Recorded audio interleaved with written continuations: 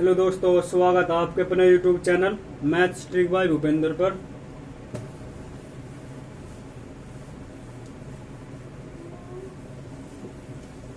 तो भाई आज से हम जो है मैराथन क्लास लेंगे क्लास 12th के लिए फिजिक्स की।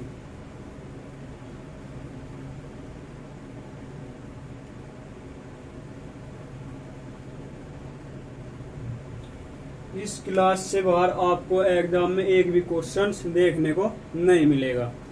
ठीक, अगर आप लोगों ने चैनल सब्सक्राइब नहीं किया तो चैनल को सबसे पहले सब्सक्राइब कर लो, और अगर आप लोगों ने टेलीग्राम चैनल ज्वाइन नहीं किया तो लिंक वीडियो के आपको डिस्क्रिप्शन में मिल जाएगी, ज्वाइन कर लेना, क्योंकि वहाँ पर हम जो है पूरे चैप्टर के कंप्लीट नोट्स आपको वहाँ पर अवेलेबल कराएंगे। ठीक है, तो सबसे पहले जो आपका चैप्टर है वो है स्थिर वैद्युत की।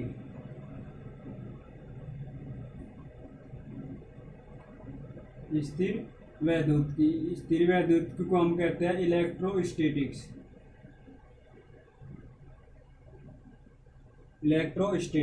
थोड़ा सा एक बार यहाँ से कंसेप्ट समझ लो।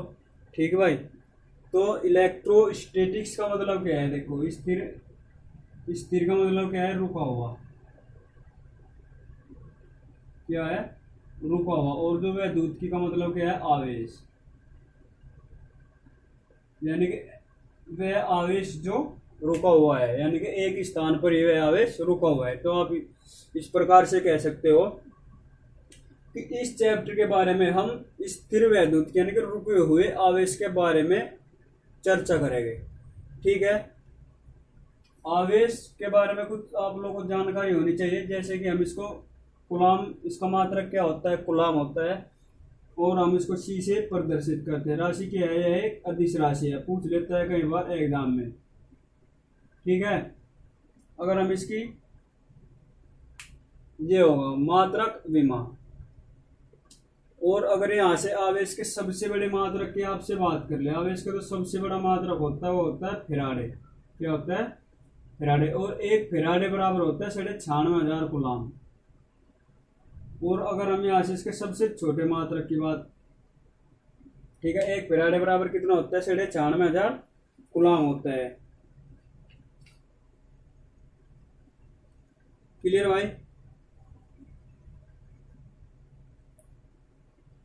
अब इससे आगे हम बात करेंगे कि आवेश क्या है। जैसे कि आप लोग कागज के छोटे छोटे टुकड़े लेते हो और उस टुकड़े को जो है कॉपी पर रखते हो, और जब आप लोग स्केल को जो है बालों से रगड़ते हो तो वह क्या होता है? उसके कागज जो है स्केल की तरफ आकर्षित होने लगते हैं। तो वह क्या है?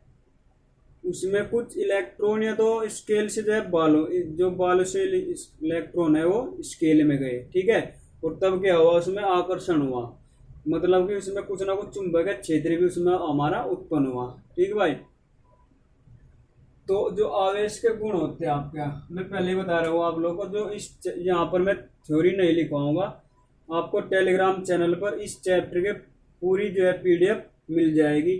टेलीग्राम चैनल ज्वाइन कर लेना, लिंक वीडियो के डिस्क्रिप्शन में आपको मिल जाएगा। आप सिर्फ मैं आपको समझाऊंगा जो आवेश के जो गुण होते हैं। आपके जो आवेश के गुण होते हैं, आवेश के गुण आपके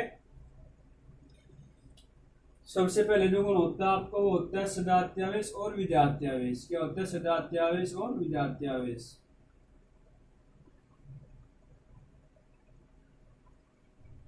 सजातीय का मतलब कि समान जाति वाले, विजातीय का मतलब असमान जाति वाले। जैसे कि आप लोगों को पता है, अगर हम प्लस प्लस आवेशों की टक्कर कराएंगे तो क्या होगा? एक दूसरे को प्रतिकर्षित करेगा। और अगर हम प्लस और माइनस को टक्कर कराएंगे तो क्या होगा? एक दूसरे को आकर्षित करेगा।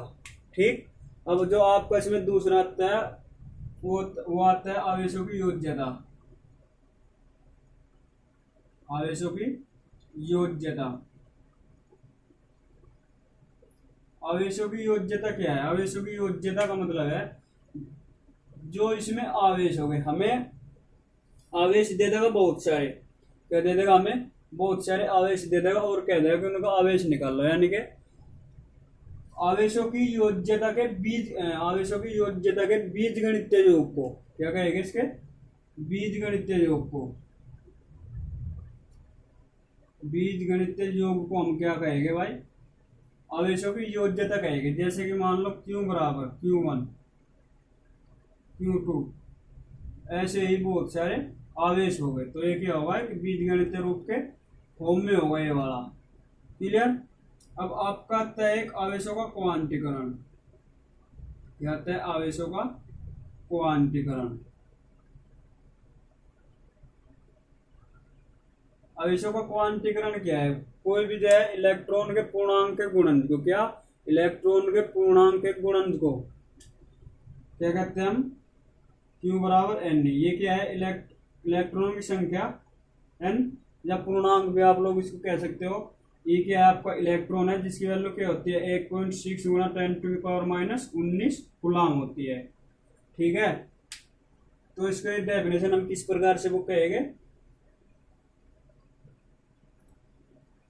कि जब वस्तु पर उपस्थित आवेश, क्या, जब वस्तु पर उपस्थित आवेश आवेश के पूर्णांक के पूर्ण गुणज के बराबर हो। ठीक है, पूर्णांक आप लोगों को पता ही है क्या होता है पूर्णांक, जैसे कि 0 नेगेटिव भी हो सकता है और पॉजिटिव भी हो सकता है। 0 से नेगेटिव की तरफ जाएगा, 0 से पॉजिटिव की तरफ जाएगा।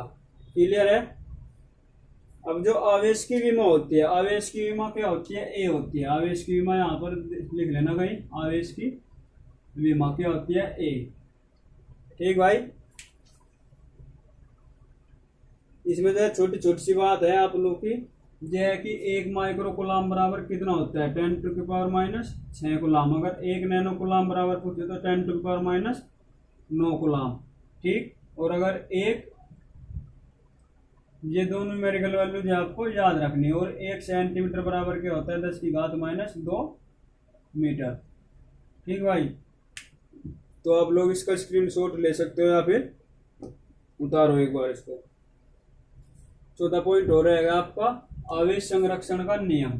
चौथा पॉइंट है आपका आवेश संरक्षण का नियम। ये क्या कहता है, ये कहता है कि ना तो आवेश को नष्ट किया जा सकता और न ही आवेश को उत्पन्न किया जा सकता। इसे केवल एक वस्तु से दूसरी वस्तु में हम क्या कर सकते हैं, ट्रांसफर कर सकते हैं। ठीक, इसको उतारो या फिर इसका स्क्रीनशॉट ले सकते हो भाई।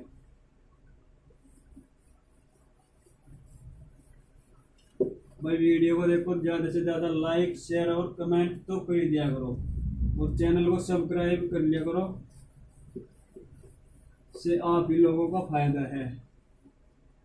अब जो अगली हेडिंग आती है आपकी, अगली हेडिंग आती है भाई कूलाम का नियम। कूलाम का नियम आप लोगों ने जो पढ़ी रखा होगा सभी ने।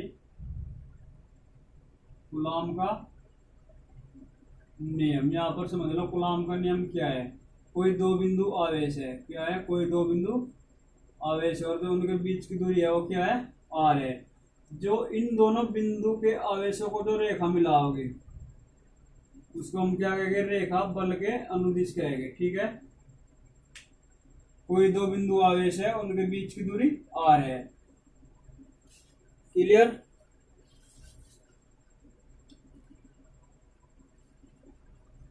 अब देखो, और जो हम किस प्रकार से लिखते हैं कि F proportional Q1 into Q2, यानी कि कोई भी दो स्थिर बिंदु आवेश उनके गुणनफल के अनुक्रमानुपाती तथा उनकी बीच की दूरी के वर्ग के क्या हो, व्युत्क्रमानुपाती होता है। इसको इक्वेशन नंबर 1 मान लो, इक्वेशन नंबर 2 मान लो। इक्वेशन नंबर 1 और 2 से चलेंगे तो क्या हो जाएगा, Q1 Q2 upon R square हो जाएगा। यहाँ पर हमें क्या करते हैं, एक कांस्टेंट की जरूरत होती है, तो हम यहाँ पर कांस्टेंट लेंगे भाई 1/4 pi epsilon nought Q1 Q2 upon R square. ये होगा भाई आपका कूलाम का नियम। अब जो ये क्या है, एक नियतांक है, क्या है, नियतांक है। या कुछ बुक्स में आप लोगों को ये फॉर्मूला इस प्रकार से भी लिखा हुआ मिलेगा। ठीक, तो एक ही बात है इसकी भी भाई। क्लियर है। अब अगर हम यहाँ से इसकी वैल्यू की बात करें कि 1/4 पाई एप्सिलॉन नॉट की अगर वैल्यू की बात करें तो 9 गुणा 10⁹ coulomb square newton metre square होता है। ठीक है, अब अगर हम यहाँ से निकाल ले, देखो कभी कभी पूछ लेता है कि एप्सिलॉन नॉट की विमा बताओ, एप्सिलॉन नॉट की विमा बताओ। अब बच्चे हो जाता है कंफ्यूज, तो किस प्रकार से निकाल लगे। हमें कूलॉम का नियम पता है, F is equal to 1/4 pi epsilon nought Q1 Q2 upon R square, हम ये जानते हैं। ठीक है, देखो ये तो क्या होगा, कांस्टेंट होगा, इसकी तो कुछ विमा होगी नहीं। तो ये जो एप्सिलॉन नॉट है इसको आप इस साइड ले आओ, एप्सिलॉन नॉट इस साइड ले आए, और जो एफ है इसको नीचे ले आओ, Q1 Q2 upon R square. ठीक, अब एक बात बताओ आप लोग मुझे, आवेश की माँ क्या होती है बताओ।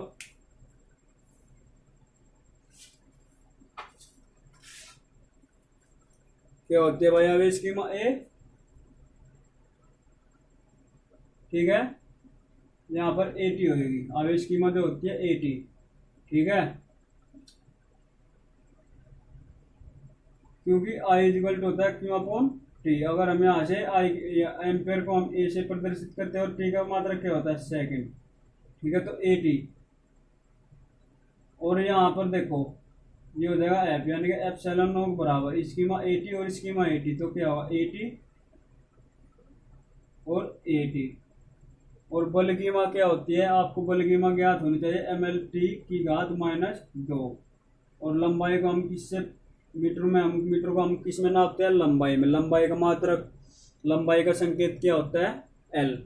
ठीक है भाई, तो ये हो गया। अब देखो यहाँ से एप्सिलॉन की विमा निकाल लो, ये A स्क्वायर और T स्क्वायर अपॉन ये क्या होगा ML³ T की पावर -3 होगा, इसको ऊपर ले जाओ। एप्सिलॉन नॉट बराबर M की घात -1 L की घात -3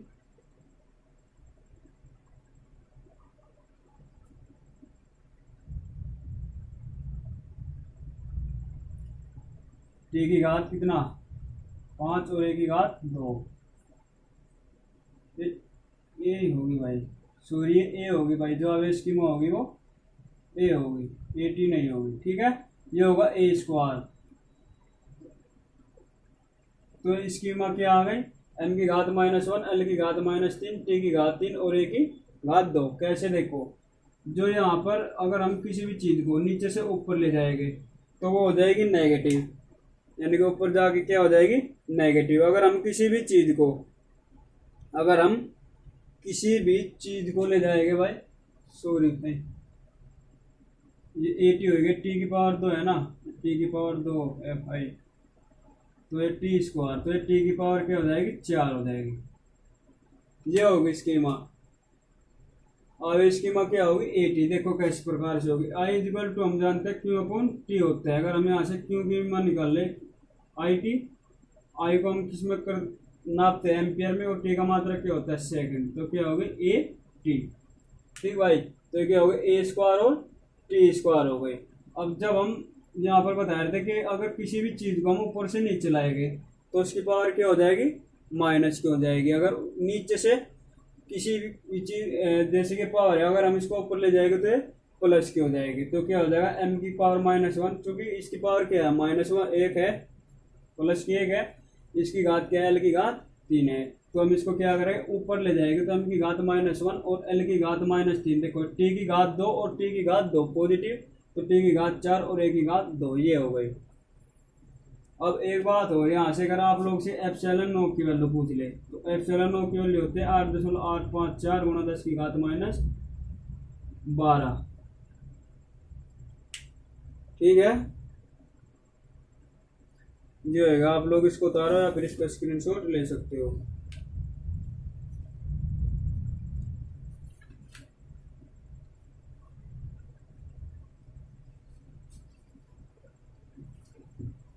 ये होगा पूरा इसका coulomb square newton metre square. ठीक भाई,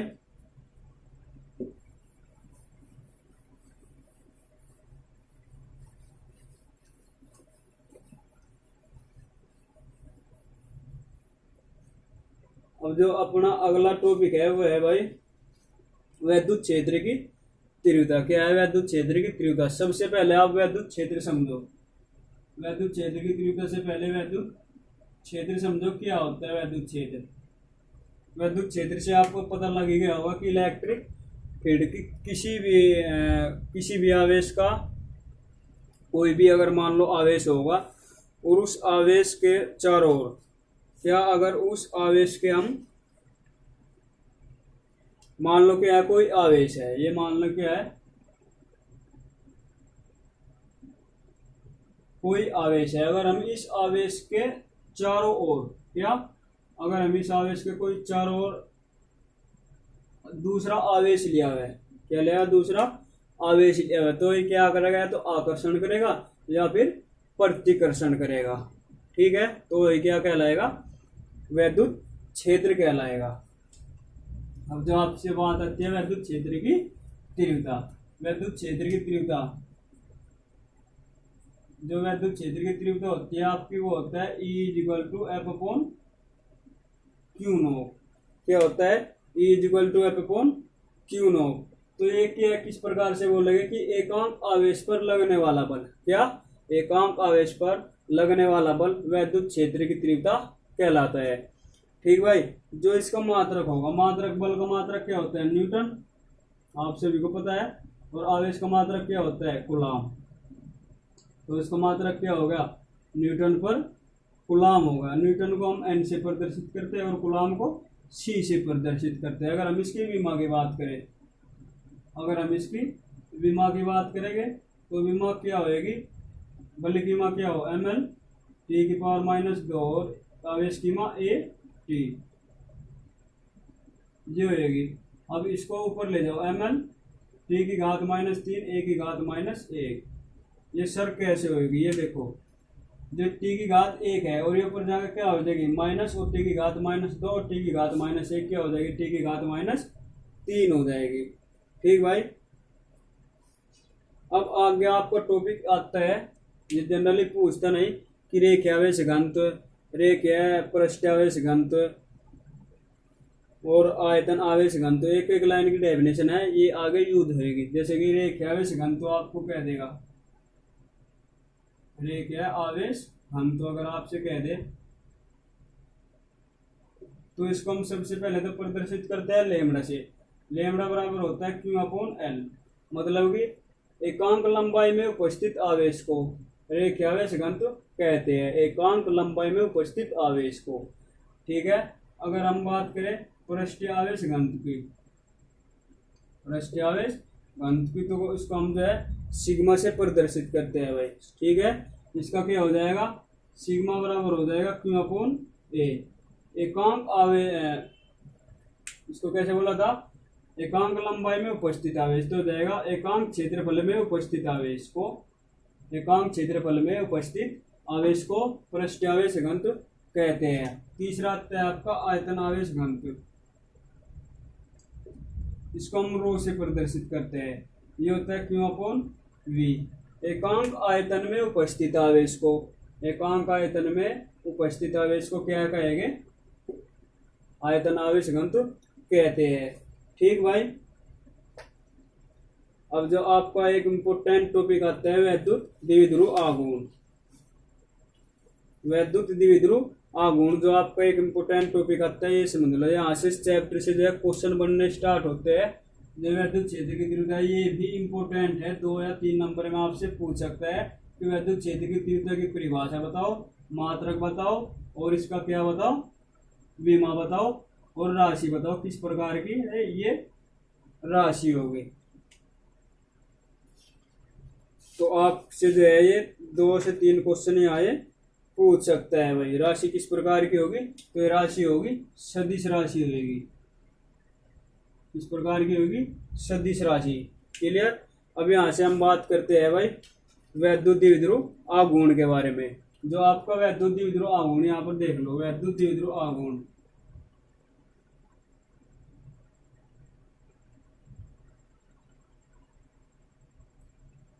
वैद्युत द्विध्रुव आघूर्ण को आप डायग्राम के माध्यम से समझो।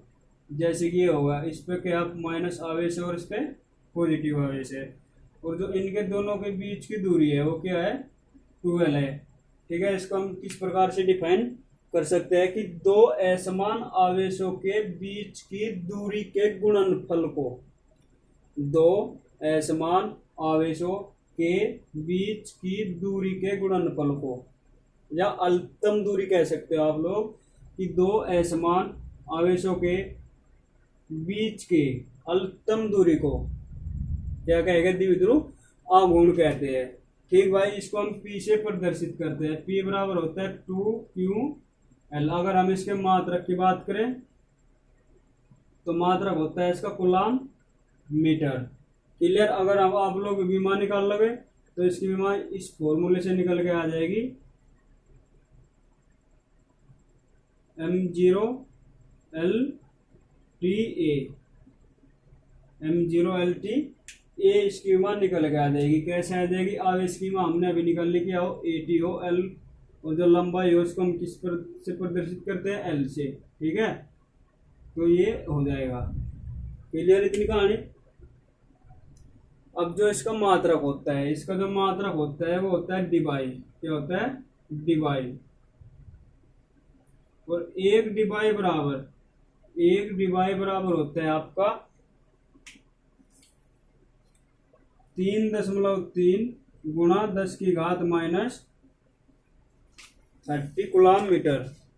क्या होता है, 30 कूलाम मीटर ये होता है। आप लोग इसको उतार लो, मैं इंक डाल लूँ भाई।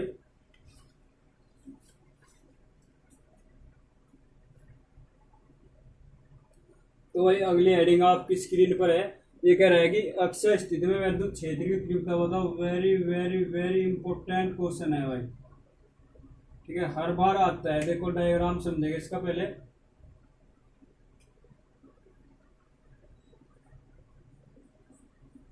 डायग्राम समझो, ये डायग्राम है। एक क्या है, वैद्युत द्विध्रुव आघूर्ण है। इसके तो बीच की दूरी है वो क्या है, 2L है। अब मैंने जो है इसका मध्य बिंदु O ले लिया, और जो उसके बीच की दूरी L हो जाएगी, इसके बीच की दूरी L हो जाएगी। क्योंकि 2L है, इसको हम अलग अलग हिस्सों में तोड़ लेंगे। ठीक है, अब यहाँ से जो है Q आवेश है, Q आवेश के कारण जो विद्युत क्षेत्र की तीव्रता होगी वो क्या होगी, E1 होगी। जो ये माइनस Q आवेश है, माइनस Q आवेश के कारण विद्युत क्षेत्र की तीव्रता क्या होगी, E2 होगी। बिंदु यहाँ से कोई बिंदु O है और बिंदु P के जो बीच की दूरी है वो R है। हमें इस बिंदु P पर विद्युत क्षेत्र की तीव्रता ज्ञात करनी। क्या करनी, विद्युत क्षेत्र की तीव्रता ज्ञात करनी। ठीक है, तो इस बिंदु P से बिंदु आवेश जो Q है, इसको तो बीच की दूरी लेंगे, वो लेंगे हम R माइनस L।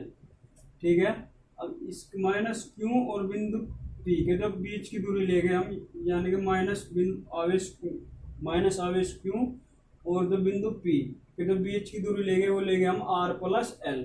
अब यहाँ पर आप लोग मुझे E की वैल्यू बताओ। E की वैल्यू क्या हो जाएगी, E1 माइनस E2 हो जाएगी। क्यों, क्योंकि E1 और E2 क्या है, एक दूसरे से अपोजिट डायरेक्शन में है। क्लियर है इतनी बात।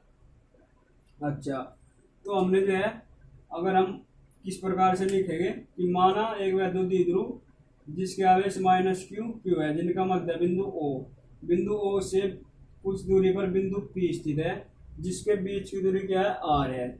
Q आवेश के कारण विद्युत क्षेत्र की तीव्रता E1 माइनस Q आवेश के कारण विद्युत क्षेत्र की तीव्रता E2 तथा बिंदु P पर विद्युत क्षेत्र की तीव्रता की गणना करनी है। सिर्फ आपको इतना ही इसमें लिखना है। ठीक है, दोबारा अगर आपको लैंग्वेज जैसे समझना है तो दोबारा वीडियो को पीछे करके लिख लेना। ठीक, तो अगर हम यहाँ से E1 निकाल लें, यानी कि Q आवेश के कारण विद्युत क्षेत्र की तीव्रता अगर निकाल ले, तो हमें कूलाम का नियम पढ़ रखा 1/4 पाई एप्सिलॉन Q।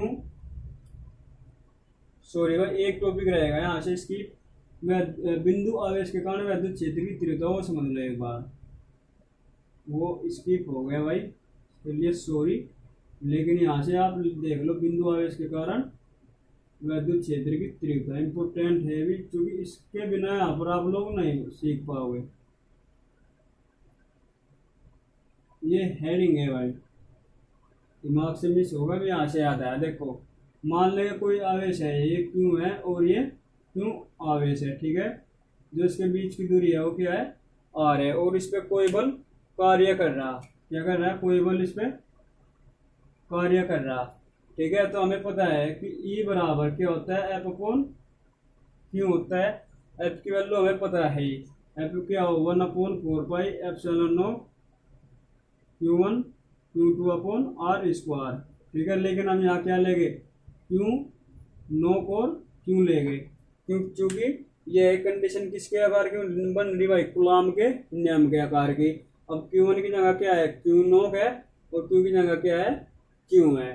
ठीक है, तो ये वैल्यू आप लोग यहाँ पर रख दो, तो 1/4 pi epsilon not Q R square into Q, Q से क्यू कैंसिल, तो ए बराबर 1/4 pi epsilon not Q nought upon R square. ये हो गया भाई बिंदु आवेश के कारण विद्युत क्षेत्र की तीव्रता।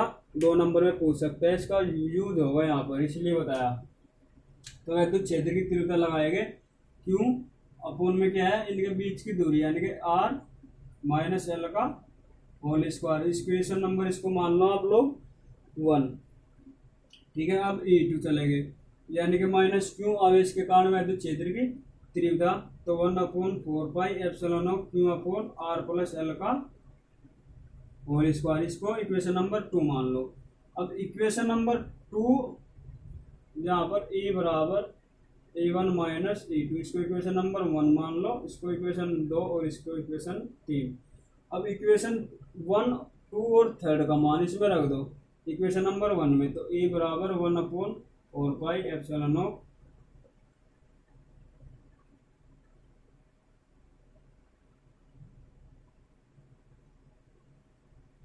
ये हो जाएगा भाई। यहाँ से देखो ये कॉमन ले लो, ये वाली चीज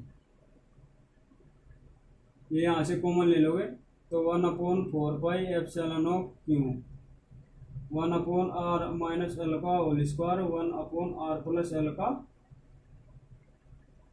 होल स्क्वायर। यहाँ से इसको होल स्क्वायर खोल लेंगे, इसको भाई मैं रब कर रहा, तो यहाँ पर जगह नहीं बची, बहुत छोटा है भाई। ठीक है, तो E बराबर क्या आ जाएगा 1/4 पाई एप्सिलॉन नॉट क्यू। इसको मैं डायरेक्टली कर रहा है, इसको इस साइड में भेज दो, आर प्लस एल का होल स्क्वायर और माइनस आर माइनस एल का होल स्क्वायर और अपोन में आर माइनस एल का होल स्क्वायर और आर प्लस एल का क्या ले लो होल स्क्वायर। ठीक है, अब यहाँ से आप लोग फॉर्मूला लगाओ, ए प्लस बी का होल स्क्वायर और ए माइनस बी का होल स्क्वायर का फॉर्मूला लगाएंगे।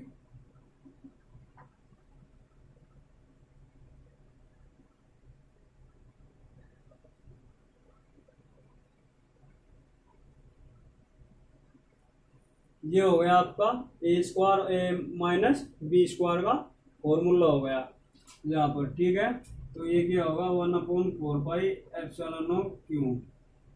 देखो इससे क्या होगा, ये कैंसिल होगा, 2RL और प्लस 2RL कितना होगा 4RL upon R square minus L square का होल स्क्वायर। अब यहाँ पर हमको एक कंडीशन लेनी पड़ेगी भाई, वो कंडीशन क्या होगी कि जो आर स्क्वायर बड़ा होगा एल स्क्वायर से बहुत ही छोटा होगा। यहाँ पर क्या आ रहेगा, एल स्क्वायर को हम 0 मान लेंगे। ठीक है, तो क्या हो जाएगा 1/4 पाई, यहाँ पर मैं कर रहा सीधे ही, यहाँ पर क्या कर दूँ 0 यानी कि 4RL अपॉन आर की पावर 4 हो जाएगी। ये जब यहाँ पर 0 होगा तो आर की पावर 4, आर की पावर से ये कैंसिल यानी कि 4L अपॉन आर की पावर 3 आ गया, 1/4 पाई एप्सिलॉन नॉट क्यू। इसको मैं क्या लिख सकता हूँ, 2 गुणा 2L लिख सकता हूँ, तो यानी कि इसको क्या लिख सकता हूँ 2 गुणा 2Q L अपॉन आर की पावर 3। अब इसको हमने अभी पढ़ा हुआ है विद्युत द्रव्यगुण में, क्या होता है इसका मान P, यानी कि 1/4 pi epsilon nought 2P upon R cube. ये आपकी अक्षय स्थिति में विद्युत क्षेत्र की तीव्रता हो गई भाई। इसको उतारो या फिर इसका स्क्रीनशॉट ले सकते हो। तो भाई अगला क्वेश्चन है आपकी स्क्रीन पर, ये कह रहा है कि निरक्षीय स्थिति में विद्युत क्षेत्र की तीव्रता ज्ञात करनी है। तो निरक्षीय स्थिति में विद्युत क्षेत्र की तीव्रता किस प्रकार से ज्ञात करेंगे, देखो इसमें क्या बनाएगा, हम पहले तो बात एक चित्र बनाएंगे। ये विद्युत द्विध्रुव आघूर्ण हो गया अपना, इसका मध्य बिंदु O होगा और ये जो बिंदु P है यहाँ पर हमें भाई विद्युत क्षेत्र की तीव्रता ज्ञात करनी। ठीक है, अगर ये एल होगी ये आर होगी, अगर मैं ये निकालूं तो क्या हो जाएगा, under the root R square plus L square, इस फॉर्म से पाइथागोरस प्रमेय के अनुसार। क्लियर। अब अगर एक बात देखो, क्यों आवेश के कारण विद्युत क्षेत्र की तीव्रता क्या हो रही, E1 हो रही, ठीक है, और माइनस क्यू आवेश के कारण विद्युत क्षेत्र की तीव्रता क्या जा रही, E2 जा रही। अब ये किस डायरेक्शन में जा रही भाई, एक तो होता है आपका क्षैतिज और एक होता है आपका ऊर्ध्वाधर, तो हमें किस फॉर्म में लाना, क्षैतिज में लाना, ठीक है। तो हम इसको थोड़ा सा झुका लेंगे, यानी कि E1 कोस थीटा, और इस साइड में आ रही है यानी कि ऊर्ध्वाधर में, तो क्षैतिज में ले जाएगा तो E2 कोस थीटा यहाँ पर ये हो जाएगा, ठीक। अब अगर मैं यहाँ से आप लोग से बात करूँ कि ये बताओ किसकी जगह विद्युत क्षेत्र की तीव्रता होगी, E1 बराबर होगी E2 के। अब आपको सवाल आएगा कि सर कैसे होगी, देखो जब इसकी लंबाई सेम है और इसकी भी दूरी सेम है, इसकी लंबाई सेम है, इसकी दूरी सेम है, तो ये इसलिए हो जाएगी भाई, ठीक है। तो किस प्रकार से, यहाँ से आप पहले कोस थीटा का वैल्यू निकाल लेंगे, इसमें किस प्रकार से लिखेंगे वो और बता दो। तो देखो एक वैद्युत द्विध्रुव जिसके आवेश माइनस क्यू और क्यू है, इनका मध्य बिंदु ओ है, जिनके बीच की दूरी क्या है, 2L है, 2L है। बिंदु ओ से कुछ दूरी पर बिंदु P स्थित है, जिनके बीच की दूरी R है। क्यू आवेश के कारण विद्युत क्षेत्र की तीव्रता E1 और माइनस क्यू आवेश के कारण विद्युत क्षेत्र की तीव्रता E2, ठीक। हमें बिंदु P पर विद्युत क्षेत्र की तीव्रता की गणना करनी है, इतना आप लोगों को जो है इसमें स्टेटमेंट लिखना और कुछ नहीं लिखना, ठीक भाई। तो अगर आप लोग यहाँ से कोस थीटा की वैल्यू निकाल लो पहले, कोस थीटा की वैल्यू क्या होती है, एल ए एल बटे के एल, जिसको याद नहीं है, यानी कि आधार बटे कर्ण। अब आधार क्या है यहाँ से ये, और कर्ण क्या है इसका, R square plus L square, इसको इक्वेशन नंबर 1 डाल लो। अब हमें देखो विद्युत क्षेत्र की तीव्रता ज्ञात करनी है, यानी कि E, तो E बराबर क्या हो जाएगा, A1 cos theta plus E2 cos theta. E1 बराबर क्या हो जाएगा, E2, तो ये क्या हो जाएगा 2E1 कोस थीटा, यहाँ पर लिख लेना, क्योंकि E1 बराबर E2 के होगा, ठीक है। कोस अब यहाँ से E1 की वैल्यू निकाल लो, E1 की वैल्यू क्या आ जाएगी, 1/4 pi epsilon of Q upon under the root R square plus L square, ये आ जाएगी भाई, ठीक है। अब यहाँ पर रख दो E बराबर 2, यानी कि 1/4 पाई एप्सिलॉन ऑफ